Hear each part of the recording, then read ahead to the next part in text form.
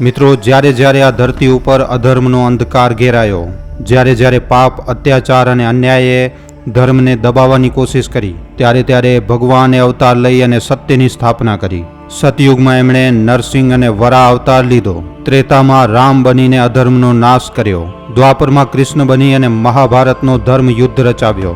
અને હવે કળિયુગના અંતમાં જ્યારે પાપ પોતાની ચરમસીમા ઉપર પહોંચશે, ત્યારે એને લઈને કલ્કી પુરાણ, ભવિષ્ય મલિકા, સુખસાગર અને કાલ જ્ઞાનમમાં પણ લખવામાં આવ્યું છે. અને ત્યાં સુધી કે બાઇબલ અને કુરાણમાં પણ આ મહાયુગ પરિવર્તનની ભવિષ્યવાણી કરવામાં આવી છે. પણ સૌથી મોટો પ્રશ્ન, શું ભગવાન કલ્કીનો અવતાર થઈ ચૂક્યો છે કે પછી આ શુભ ઘડી હજી બાકી છે? મિત્રો, અહીંયા સૌથી પહેલાં આપણે વાત કરીએ સંભલ ગામની, જ્યાં ભગવાન કલ્કીના જન્મની ભવિષ્યવાણી કરવામાં આવી છે. પણ મિત્રો, આખરે સંભલ ક્યાં છે? આ વાતનો આજના આ વિડીયોમાં આપણે ખુલાસો કરશું. અને બીજો પ્રશ્ન કે આ આધુનિક યુગમાં જ્યાં મિસાઇલો, પરમાણુ હથિયાર, ટેન્ક્સ અને તમામ પ્રકારના આધુનિક હથિયાર છે, એવામાં ભગવાન કલ્કી તલવાર સાથે કેવી રીતે યુદ્ધ કરશે? શું એમની શક્તિ ખાલી એક તલવાર સુધી સીમિત હશે કે પછી ભગવાન કલ્કી કંઈક એવું ધારણ કરશે જે દુનિયાએ આજથી પહેલા ક્યારે પણ નથી જોયું?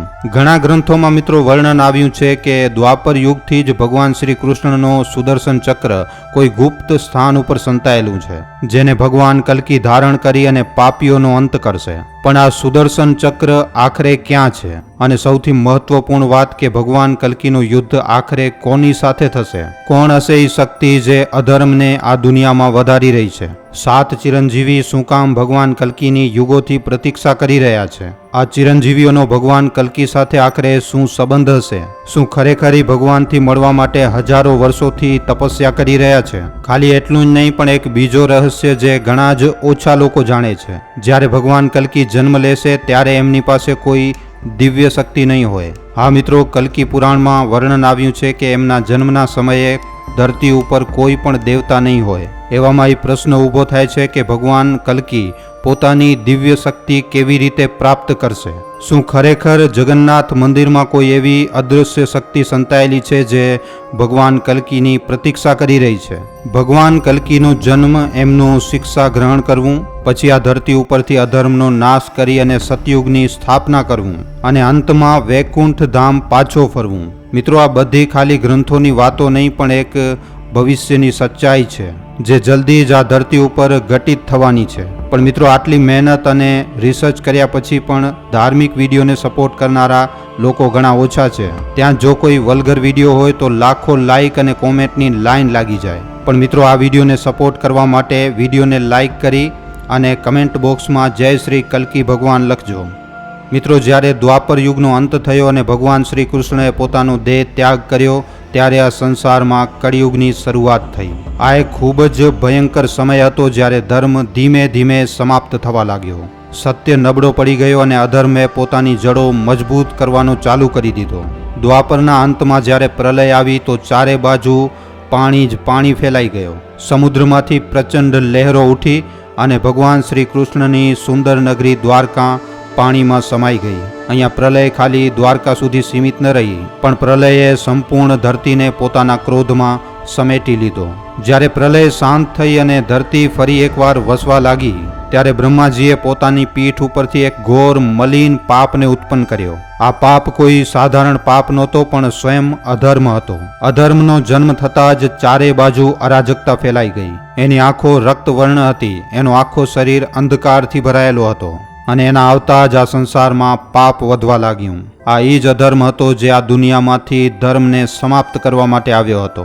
અધર્મને એકલો છોડવામાં ન આવ્યું, એને એક અદ્ભુત સંગીની આપવામાં આવી જે જોવામાં ખૂબ જ વધારે સુંદર હતી. પણ એની આંખો એક બિલાડીની જેમ ચમકતી હતી, જેમાં છળ અને કપટ ભરેલું હતું. અને આ હતી મિથ્યા, ખોટું, દગો અને ભ્રમની દેવી. મિથ્યાનો જન્મ એટલા માટે થયું હતું કે એ આ દુનિયામાં અસત્ય અને ભ્રમને ફેલાવી શકે. એ લોકોને વાસ્તવિકતાથી દૂર કરી શકે અને લોકોને ખોટા કામોમાં ઉલઝાવી શકે. મિથ્યાનો સૌથી મોટો કામ એ હતો કે એ સત્યને ખોટું અને ખોટાને સત્ય બનાવી દે. એ મનુષ્યોને એક એવા ભ્રમમાં નાખી દેતી કે એ સચ્ચાઈને ક્યારે ઓળખી જ ન શકે. ધીરે ધીરે મિથ્યાનો પ્રભાવ વધવા લાગ્યો અને સંસારમાં સત્ય દુર્બલ થતો ગયો. અધર્મ અને મિથ્યાના સંયોગથી એક અત્યંત તેજસ્વી અને મહાક્રોધી પુત્રનો જન્મ થયો. આનું નામ ડંભ રાખવામાં આવ્યું. દંભનો સ્વભાવ ખૂબ જ વધારે અહંકારી હતો.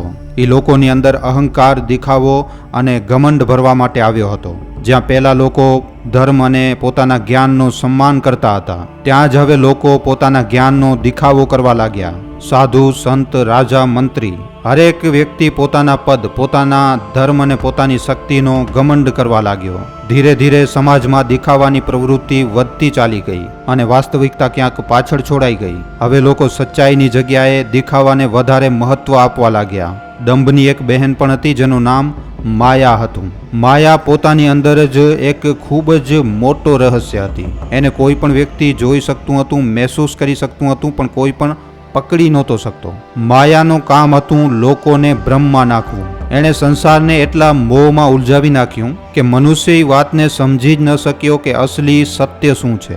લોકો ધન, પદ, સત્તા અને સુખ સુવિધાઓમાં એટલા વધારે ઉલઝી ગયા કે વિધિ, ધર્મ, ધ્યાન અને મોક્ષને ભૂલવા લાગ્યા. પહેલે લોકો આ વસ્તુને પાવા માટે સાધના કરતા હતા, પણ હવે એ ખાલી સાંસારિક સુખોની દોડમાં લાગી ગયા. માયાએ હરેક વ્યક્તિને એ ભ્રમમાં નાખી દીધું કે એ ખાલી પોતાના સુખ અને પોતાના માટે જ જીવન જીવે. જ્યારે દંભ અને માયાનો સંયોગ થયો તો એમના પ્રભાવથી લોભનો જન્મ થયો. લોભ સંસારની શક્તિ હતી જે ક્યારે પણ તૃપ્ત નથી થતી. એનો મન ક્યારે પણ નથી ભરાતો, એ હંમેશા અધિક વિચારે છે. લોભે લોકોને એટલો વધારે લાલચી બનાવી નાખ્યો કે એ પોતાની ચાહ માટે ગમે એ હદને પાર કરવા લાગ્યા. ધન, સોનું, જમીન, જાયદાદ, આ બધી વસ્તુઓ માટે લોકો એકબીજાને દગો આપવા લાગ્યા, રિશ્વત દેવા લેવા લાગ્યા અને ખોટું બોલવા લાગ્યા અને ચોરી કરવા લાગ્યા. લોભે મનુષ્યોને એટલો આંધળો બનાવી નાખ્યો કે એને સાચું અને ખોટામાં કોઈ અંતર જ જોવા નહોતો મળી રહ્યો. પછી માણસ ખાલી એક જ વસ્તુ જોવા લાગ્યો કે એને ફાયદો ક્યાંથી મળશે. પછી ભલે એ તરીકો ગમે એટલું ખોટું શું કામ ન હોય. લોભની એક બહેન હતી નિકૃતિ, જે છળ અને કપટની દેવી હતી. જ્યાં પહેલે લોકો સચ્ચાઈ અને ઈમાનદારી સાથે કામ કરતા હતા, ત્યાં જ હવે એ લોકોએ છળ કપટને જ પોતાનો સૌથી મોટો હથિયાર બનાવી લીધો. રાજનીતિમાં, ઘર પરિવારમાં, રિશ્તાઓમાં, હરેક જગ્યા ઉપર નિકૃતિનો પ્રભાવ ફેલી ગયો. હવે કોઈ પણ વ્યક્તિ સાફ સાફ વાત નહોતો કરી રહ્યો. બધા જ લોકો એકબીજાને દગો આપવા અને પોતાના સ્વાર્થને પૂરો કરવા માટે ખોટું બોલવા લાગ્યા. નિકૃતિએ સમાજને અંદરથી ખોખલો કરી નાખ્યો અને હવે કોઈ કોઈના ઉપર વિશ્વાસ નહોતો કરી શકતો. જ્યારે લોભ અને નિકૃતિનું મિલન થયો તો એમના આ સંયોગથી ક્રોધનો જન્મ થયો. ક્રોધનો જન્મ થતાં જ આખા સંસારમાં શાંતિ સમાપ્ત થઈ ગઈ. જ્યાં પહેલા લોકો એકદમ સહનશીલ હતા, એ હવે નાની નાની વાતોમાં લડવા લાગ્યા. ક્રોધે મનુષ્યના મનમાંથી ધૈર્ય અને શાંતિને ઝાંટી લીધો.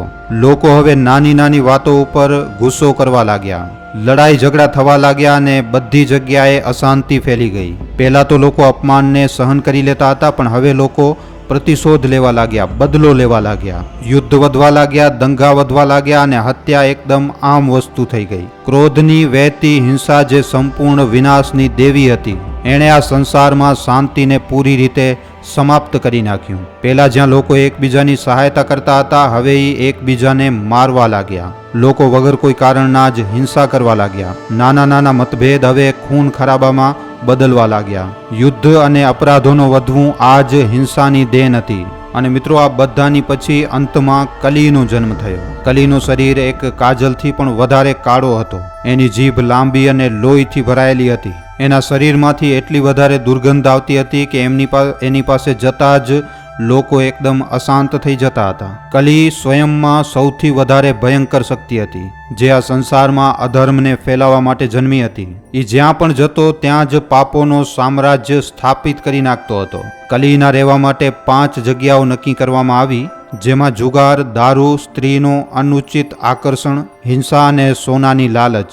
જ્યાં પણ આ 5 ખરાબ કામો થાય છે ત્યાં જ કલી પોતાનો ડેરો જમાવી લે છે. એનો જન્મ હંમેશા અધર્મના કેન્દ્રમાં થશે, જ્યાં સત્ય અને ન્યાયની કોઈ પણ જગ્યા નહીં હોય. અહીંયા ભયનું સ્થાન હશે, જ્યાં ખોટું બોલવું, છળ કરવું, કપટ કરવું, હિંસા, વ્યભિચાર અને અન્યાય જ્યાં વધવા લાગશે. પરિવાર તૂટવા લાગશે અને સમાજમાં અન્યાય વધી જશે. કલી પુરુષ જન્મ લીધા પછી પોતાની શક્તિથી આખા સંસારમાં અધર્મ અને પાપને ફેલાવશે. એ લોકોના મનની અંદર ખોટા વિચારો નાખશે, એમને લોભ અને અહંકારથી ભરી નાખશે. પછી પોતાના સ્વાર્થ માટે જનતાનું શોષણ કરશે, ભ્રષ્ટાચારને વધારશે અને ન્યાયનો ગળો દબાવી નાખશે.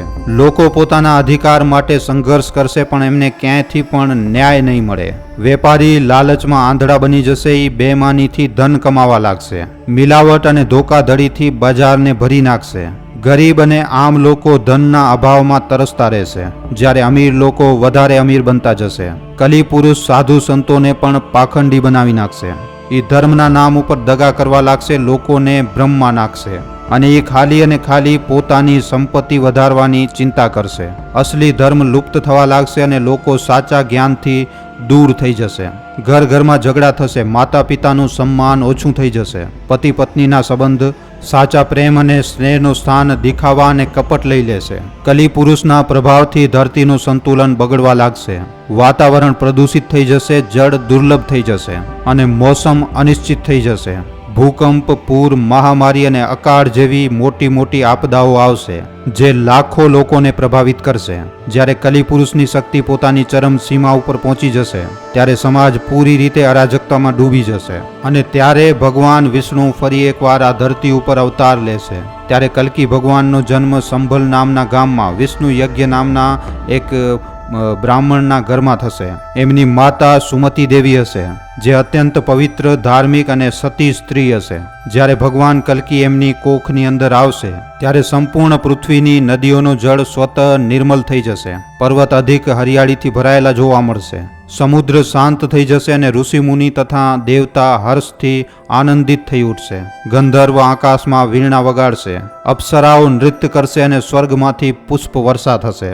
એવું લાગશે કે સ્વયં પ્રકૃતિ ઓળખી ગઈ હશે કે હવે એનો ઉદ્ધાર કરવા માટે ભગવાન સ્વયં અવતરિત થવાના છે. વૈશાખ માસના શુક્લ પક્ષની એકાદશી તિથિના જ્યારે પ્રભુનો જન્મ થશે ત્યારે ભગવાન 4 ભુજાઓની સાથે પ્રકટ થશે. એના દિવ્ય રૂપને જોઈને માતા પિતા અચંભિત થઈ જશે. એમના દિવ્ય રૂપને જોઈને માતા પિતા અચંભિત થઈ જશે. એમનું શરીર દિવ્ય આભાથી પ્રકાશમાન હશે. નેત્રોમાં તેજ હશે અને ચારે બાજુ એમની અલૌકિક મહિમા ફેલી જશે. પણ ત્યારે જ બ્રહ્માજી વાયુ દેવતાના માધ્યમથી સંદેશ મોકલશે કે પ્રભુ આ દિવ્ય ચતુર્ભુજ રૂપ દેવતાઓ અને ઋષિ મુનિઓ માટે પણ દુર્લભ છે, પણ મનુષ્ય રૂપમાં અવતરણનો ઉદ્દેશ્ય એ જ છે કે એ સામાન્ય માણસોની વચ્ચે રહી અને ધર્મની સ્થાપના કરે.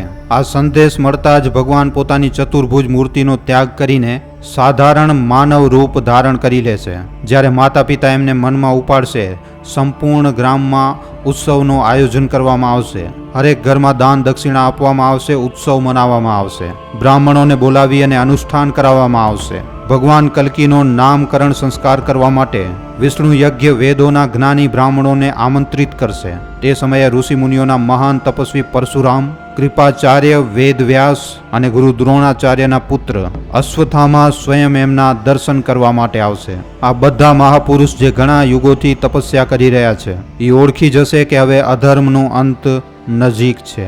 જ્યારે એ ભગવાન કલ્કીના બાલ્ય રૂપના દર્શન કરશે ત્યારે એ નતમસ્તક થઈ જશે. બધા ઋષિમુનિ મનમાં જ મનમાં સમજી જશે કે હવે કળિયુગનો અંત થવાનો છે.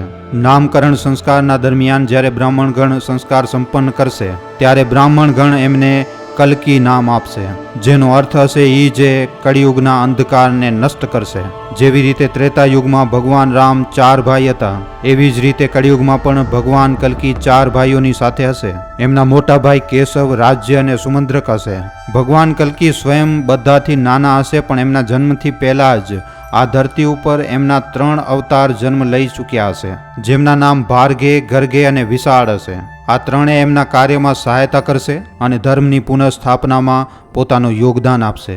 જેમ જેમ ભગવાન કલ્કી મોટા થશે, એમના પિતા વિષ્ણુ યજ્ઞજી એમને વેદોનું જ્ઞાન આપવાનું કામ કરશે. પણ એ જાણી જશે કે હવે આ ધરતી ઉપર કોઈ પણ વેદોનો પૂર્ણ જ્ઞાની યોગી નથી રહ્યો. ચારે બાજુ અજ્ઞાનનો અંધકાર છવાયેલો છે. જે બ્રાહ્મણ ક્યારેક ધર્મની રક્ષા માટે ઓળખવામાં આવતા હતા, એ પણ હવે અધર્મ અને નીચ કાર્યોમાં લિપ્ત થઈ ગયા હશે. સંસારની દશા અત્યંત ભયંકર હશે. બધી બાજુ અધર્મ, અન્યાય અને અત્યાચાર ફેલેલો હશે. વેદી હવનની પરંપરા પૂરી રીતે સમાપ્ત થઈ ગઈ હશે અને જે અમુક થોડાક ધર્મના રક્ષક વધ્યા હશે એ જંગલોમાં જઈ અને કઠણાઈઓનું જીવન જીવી રહ્યા હશે. વિષ્ણુ યજ્ઞજી પોતાના પુત્ર કલ્કીને કહેશે કે કળિયુગનો રાક્ષસ કલી અત્યંત ભયંકર અને મજબૂત થઈ ચૂક્યો છે. એણે ચારે બાજુ હાહાકાર મચાવી રાખ્યો છે. બધી જગ્યા ઉપર એના અનુચર અધર્મને ફેલાવી રહ્યા છે અને ધર્મથી જોડાયેલા લોકો કાં તો મરી ચૂક્યા છે અને કાં તો જંગલોમાં સંતાઈને બેઠા છે. સંસારનો સંતુલન પૂરી રીતે બગડી ચૂક્યો છે અને હવે ખાલી ભગવાન કલ્કી જ આ સ્થિતિનો સુધાર કરી શકે છે. જ્યારે ભગવાન આ સાંભળશે ત્યારે એ નિશ્ચિત કરશે કે એ સ્વયં આ અધર્મનો નાશ કરશે. ભગવાન એવી પ્રતિજ્ઞા લેશે કે એ આ સંસારમાંથી કલી અને એના અનુચરોનો ખાત્મો કરશે, એનો સમૂલ્ય નાશ કરી અને ધર્મની પુનઃ સ્થાપના કરશે. એમનો ઉપનય સંસ્કાર સમાપ્ત થશે જે વિધિવત રીતે એમને બ્રાહ્મણના રૂપમાં સ્થાપિત કરશે. પણ મિત્રો, આ ખાલી એક સંસ્કાર નહીં હોય, આ એક સંકલ્પ હશે અધર્મના વિરોધમાં યુદ્ધ કરી અને આ ધરતી ઉપર પુનઃ ધર્મની સ્થાપના કરવી. બ્રાહ્મણોની વાણીથી એમના સંસ્કાર પૂરા થશે અને ત્યારે જ પોતાના વાસ્તવિક કાર્ય માટે સ્વયંને તૈયાર કરવાનું ચાલુ કરશે. પણ મિત્રો, એનાથી પહેલાં હું તમને તમારા પહેલા પ્રશ્નનો ઉત્તર આપી દઉં છું કે આ સંભલ ગામ આખરે ક્યાં હશે? સંભલ ગામ ઉત્તર પ્રદેશમાં પણ છે, રાજસ્થાનમાં પણ છે અને ઓડિશામાં પણ સંભલ ગામ છે. પણ આ બધા સંભલ ગામોમાંથી કોઈ પણ ગામમાં ભગવાન કલ્કીનું આગમન જણાવવામાં નથી આવ્યું. મિત્રો, આ સાચું છે કે ખોટું છે એ વસ્તુ તો હું નથી જાણતો, પણ લગભગ ભગવાન કલ્કીનો જન્મ સંભાલા નામક એક ગુપ્ત સ્થાન ઉપર થઈ શકે છે. સંભાલા અથવા સાંગ્રીલા એક એવો રહસ્યમય સ્થાન છે જેનો ઉલ્લેખ હિન્દુ અને બૌદ્ધ ગ્રંથોમાં મળે છે. આ એક દિવ્ય ભૂમિ માનવામાં આવે છે જ્યાંથી ભગવાન કલ્કી પ્રકટ થશે અને અધર્મનો અંત કરશે. આ સ્થાન યોગી, ઋષિ, મુનિ અને એક પુણ્ય આત્મા જ જોઈ શકે છે. એવું કહેવામાં આવે છે કે આ સ્થાન ક્યાંક હિમાલયની ઘેરી ઘાટીઓની અંદર સંતાયેલું છે, જ્યાં પ્રકૃતિ પૂરી રીતે શાંત, નિર્મલ અને આધ્યાત્મિક ઉર્જાથી ભરાયેલી છે. સંભાલાના લોકોને સ્વર્ણ ચેતનાવાળા લોકો કહેવામાં આવે છે, જેમને સંસારના ગુપ્ત રહસ્યોની પૂરેપૂરી જાણકારી હોય છે. કહેવામાં આવે છે કે જ્યારે સંસારમાં પાપ અને અધર્મ પોતાની ચરમ સીમા ઉપર પહોંચી જશે ત્યારે આ જ પવિત્ર સ્થાન દુનિયાને એક નવો માર્ગ દેખાડશે અને ભગવાન કલ્કી અહીંયાથી જ પ્રકટ થઈ અને આ સંસારને ખરાબીઓમાંથી મુક્ત કરશે. આ સ્થાનનો ઉલ્લેખ હિન્દુ ધર્મમાં પણ મળે છે અને બૌદ્ધ ધર્મમાં પણ મળે છે. બૌદ્ધ ધર્મમાં આને મિત્રો સાંગ્રીલા કહેવામાં આવ્યું છે. ત્યાં આને એક અદ્ભુત નગરી માનવામાં આવ્યું છે જ્યાં કોઈ દુઃખ, કષ્ટ કે ખરાબી નથી પહોંચી શકતી. આ સ્થાન ના તો ખાલી ભૌતિક દુનિયામાં ક્યાંક સંતાયેલું છે, પણ આ એક આધ્યાત્મિક સ્થિતિ પણ છે. ઘણા લોકો માત્ર આને એક પૌરાણિક કથા માને છે, જ્યારે ઘણા લોકો આને એક અસલી સ્થાન માને છે જે આજે પણ કોઈક રહસ્યમય જગ્યા ઉપર સંતાયેલું છે. એ જંગલોમાં ફરતા ફરતા જ્ઞાનની શોધ કરશે અને ત્યારે જ એમની મુલાકાત ભગવાન પરશુરામ સાથે થશે. પરશુરામજી જે અમર છે અને સદીઓથી મહેન્દ્રગિરી પર્વત ઉપર તપસ્યા કરી રહ્યા છે, એ ભગવાન કલ્કીને પોતાના આશ્રમે લઈ જશે. ત્યાં એ એમને પોતાનો પરિચય આપશે અને જણાવશે કે એ ભૃગુ વંશમાં જન્મેલા મહર્ષિ જમદાગ્નિના પુત્ર છે, જેમણે આખી પૃથ્વીને ક્ષત્રિય વિહીન કરી નાખ્યું હતું અને બ્રાહ્મણોને દક્ષિણા સ્વરૂપમાં ભૂમિ પ્રદાન કરી હતી. ભગવાન પરશુરામ જે વેદો અને ધનુર્વિદ્યાના મહાન જ્ઞાતા છે, ભગવાન કલ્કીને શિક્ષા આપવા માટે તૈયાર થશે. એ કહેશે કે હે વત્સ, તું મને તારો ગુરુ માન અને હું તને વેદોનો જ્ઞાન આપીશ, બધા જ અસ્ત્ર શસ્ત્રોની વિધિ શીખાડીશ અને તને યુદ્ધ કલામાં નિપુણ બનાવીશ. ભગવાન કલ્કી ખૂબ જ આદરની સાથે ગુરુ પરશુરામના ચરણોમાં વંદન કરશે અને એમની છત્રછાયામાં રહીને વેદો, શાસ્ત્ર અને શસ્ત્રની શિક્ષા લેશે. સમય વીતી જશે અને ભગવાન કલ્કી બધી જ 64 કલાઓ અને બધી જ અસ્ત્ર શસ્ત્રની વિધિમાં પૂર્ણ રૂપથી પારંગત થઈ જશે. એ બધી પ્રકારની લડાઈ લડવાના યોગ્ય બની જશે. પછી ભલે તલવાર ચલાવવું હોય, ધનુષ બાણ ચલાવવું હોય કે પછી અન્ય દિવ્ય અસ્ત્રોનો પ્રયોગ હોય. ભગવાન કલ્કી કહેશે, ગુરુદેવ, હવે મારી શિક્ષા પૂર્ણ થઈ, હવે તમને હું ગુરુ દક્ષિણામાં શું અર્પિત કરું? ભગવાન પરશુરામ હસીને કહેશે, હે કલ્કી, તું પોતે ભગવાન વિષ્ણુનો અવતાર છે. હવે તમે મહાબલી કલીનો અંત કરી અને આ ધરા ઉપર પૂર્ણ ધર્મની સ્થાપના કરો. સંસારમાં ફરી એકવાર સત્ય, તપ, યજ્ઞ અને ધર્મની સ્થાપના કરો અને આ જ મારી ગુરુ દક્ષિણા હશે. ભગવાન કલ્કી માથું નમાવી અને ગુરુને પ્રણામ કરશે અને આ વચનને સ્વીકાર કરશે અને આના પછી ભગવાન પોતાના આગળના ઉદ્દેશ્ય બાજુ આગળ વધશે. ભગવાન શિવ પ્રેમપૂર્વક ભગવાન કલ્કીને જોશે અને કહેશે કે વત્સ, હું તારી તપસ્યાથી પ્રસન્ન છું. જે પણ વર માંગવું હોય એ માંગો. ભગવાન કલ્કી વિનમ્ર ભાવથી ભગવાન શિવની સ્તુતિ કરશે અને ધર્મની રક્ષા માટે આવશ્યક અસ્ત્રોની માંગ કરશે. ત્યારે ભગવાન શિવ હસીને કહેશે કે હે કલ્કી, હું તને અદ્ભુત શક્તિ પ્રદાન કરું છું. તમે જે ગતિ સાથે વિચારો એટલી તેજ ગતિ સાથે તમે ચાલી શકો છો. તમે તમારા રૂપને ઈચ્છા અનુસાર બદલી શકો છો અને ગરુડની સમાન અવકાશમાં તમે ઉડી શકશો. હું તમને આ દિવ્ય અશ્વ દેવદત્ત આપું છું, જે યુદ્ધમાં પૂરી રીતે અપરાજય હશે અને આ પોપટ તમારી સહાયતા કરશે. સાથે જ આ રત્નસ્વરૂ નામક તલવાર તમને પ્રદાન કરું છું, જે એટલી તેજ અને શક્તિશાળી હશે કે આ પૃથ્વીના ભારને પણ સહન કરી શકે છે. હવે તમે આ સંસારમાં ધર્મની સ્થાપના માટે આગળ વધો. ભગવાન કલ્કી ભગવાન શિવથી આ દિવ્ય શસ્ત્રો પામીને ગદગદ થઈ જશે. એ ભગવાન શિવ અને માતા પાર્વતીને પ્રણામ કરશે અને એ પોતાના દિવ્ય ઘોડા દેવદત્ત ઉપર સવાર થઈને પોતાના જન્મસ્થાન સંભલમાં આવી જશે. જ્યારે એ ઘરે પહોંચશે તો માતા પિતા અને ભાઈઓથી મળશે અને એ એમને પોતાના અનુભવો ગુરુ પરશુરામ તથા ભગવાન શિવના વિશેમાં જણાવશે. હવે મિત્રો, તમારા બીજા પ્રશ્નનો જવાબ કે આ આધુનિક યુગમાં જ્યાં પરમાણુ હથિયાર, મિસાઇલ, આવા બધા ઘણા પ્રકારના આધુનિક હથિયારો છે, તો આની સામે ભગવાન કલ્કી તલવાર, ઘોડો અને પોપટ એમની સાથે યુદ્ધ કેવી રીતે કરશે? મિત્રો, આજના યુગમાં પરમાણુ બોમ્બ, મિસાઇલ, લડાકુ વિમાન અને ઘણા મોટા મોટા ટેન્કોનો પ્રયોગ થાય છે. પણ મિત્રો, જ્યારે ભગવાન કોઈ કાર્ય માટે આ ધરતી ઉપર અવતરિત થાય છે તો એ ખાલી ભૌતિક શક્તિ ઉપર નિર્ભર નથી કરતા. એ દિવ્ય શક્તિની સાથે પ્રકટ થાય છે, જે કોઈ પણ આધુનિક હથિયારથી ખૂબ જ વધારે પ્રભાવી હોય છે. જ્યારે ભગવાન રામે રાવણ સાથે યુદ્ધ કર્યો ત્યારે એમણે ત્યાં મિત્રો બ્રહ્માસ્ત્ર અને અન્ય બીજા દિવ્ય અસ્ત્રોનો પ્રયોગ કર્યો, જે આધુનિક મિસાઇલોથી પણ અધિક પ્રભાવી હતા. અને કળિયુગના અંતમાં ભગવાન કલ્કી પાસે પણ આવી રીતના જ અસ્ત્ર શસ્ત્ર હશે મિત્રો. અને આના સિવાય મિત્રો, જ્યારે ભગવાન કૃષ્ણ પણ જ્યારે અર્જુનના સારથી બન્યા હતા તો ત્યારે પણ એમણે અર્જુનને દિવ્ય અસ્ત્રોનું જ્ઞાન આપ્યો હતો, જેમની શક્તિ કોઈ પણ આધુનિક યુદ્ધ પ્રણાલીથી ઘણી જ વધારે હતી. તો આવી રીતે કળિયુગના અંતમાં ભગવાન કલ્કી પણ પૂરી રીતે અસ્ત્રો અને શસ્ત્રોથી નિપુણ હશે. તો મિત્રો, આ છે ભગવાન કલ્કીના જન્મથી લઈ અને કળિયુગના અંત સુધીની સંપૂર્ણ ગાથા. મિત્રો, આજનો આ વિડીયો તમને કેવો લાગ્યો છે અમને નીચે કોમેન્ટ સેક્શનમાં લખીને જણાવવા ખાસ વિનંતી. મિત્રો, તમારા માટે એક સારા વિષય ઉપર વિડીયો બનાવવામાં અમને ઘણો જ સમય લાગી જાય છે. માટે આ વિડીયોના બદલે અમે તમારા પાસેથી એક લાઇક અને એક શેરની આશા જરૂર રાખીએ છીએ, કારણ કે તમારી એક લાઇક અને એક શેર અમને આવા જ જાણકારીસભર વિડીયો બનાવવાની પ્રેરણા આપે છે. માટે જો આ વિડીયો તમને પસંદ આવ્યો હોય તો આ વિડીયોને લાઇક કરીને તમારા મિત્રો અને પરિજનો સાથે શેર કરવા ખાસ વિનંતી. અને જો તમે અમારા ગુજરાતી દુનિયા નામના યુટ્યુબ ચેનલ ઉપર પહેલીવાર આવ્યા છો તો હમણાં જ આ ચેનલને સબસ્ક્રાઈબ કરી લેજો. સબસ્ક્રાઈબ કર્યા બાદ બાજુમાં જે બેલ આઇકન, જે ઘંટડીનું નિશાન આવે એને દબાવી નાખજો, જેનાથી અમારા દરેક વિડીયોની જાણકારી તમને નોટિફિકેશનના માધ્યમથી મળતી રહે. આખો વિડીયો જોવા બદલ આભાર. હવે આપણે મળીશું એક આવા જ નવા જાણકારીસભર વિડીયોમાં. ધન્યવાદ.